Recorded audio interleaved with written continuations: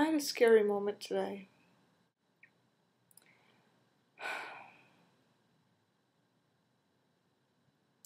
I was on the bus on my daily commute. It was particularly packed. I was near the back of the bus, standing.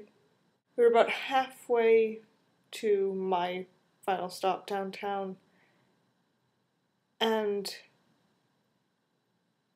suddenly the girl behind me, who had her back to me and I had my back to her,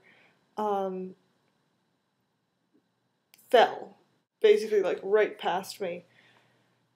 She hit the ground. She was completely, out of it, and she was rasping, and her eyes were rolling back. We weren't sure. She could have been having a seizure. She could have simply passed out because of the heat and the moisture and the number of people, and luckily there was an EMT there who was on his way to work, and so he had some idea of what to do, and he asked me to call 911, so I did, and we got the bus to stop. And after, it seemed like a long time, but it was probably only 30 seconds to a minute. She came around, and they cleared off one of the seat benches and got her sitting there, and she was, of course, still out of it, didn't know what had happened exactly, but she started talking normally, and she was sweating, and she was pale, and I'm explaining all of this on the phone to the 911 responder, and they're going to be sending people to check up on her and write a report, make sure she was still okay. And this kind of thing, this happens.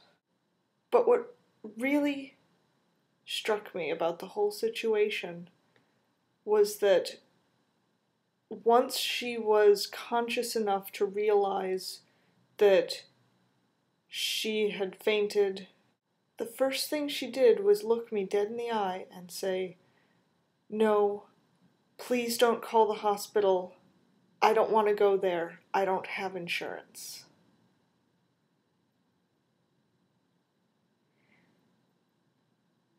Now, she may very well have been okay. And, I stayed with her for quite a while until the paramedics got there. And she seemed to be doing fine. She was still really shaken by it, but, it didn't seem like, to me, the untrained eye, that anything was really wrong. But at that point, none of us knew if she was okay or not. She didn't know if she was okay or not. She could barely tell where she was at that point, but she knew she didn't want the hospital because she didn't want the bills.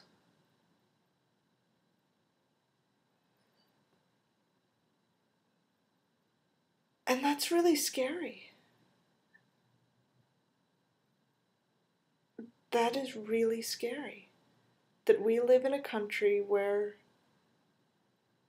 that's the first concern. You're not concerned about, am I okay? Am I going to survive? Is this going to be alright? Did I hurt myself? Is this a condition that I didn't know I had? The first thought is, no, please don't take me to the hospital. I don't have insurance. The hospital shouldn't be a scary place. The hospital should be the place that you go when you're afraid to feel safe. This is why it's wrong. This is why it's wrong to have for-profit hospitals, because it degrades our quality of life.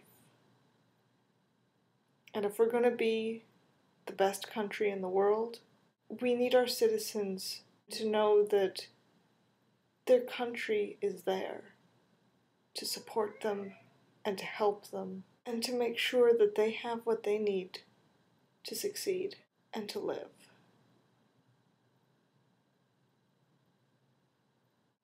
If you had the money to save a person's life, and they looked you in the eye and they asked you, "Will you pay for this so that I can live?"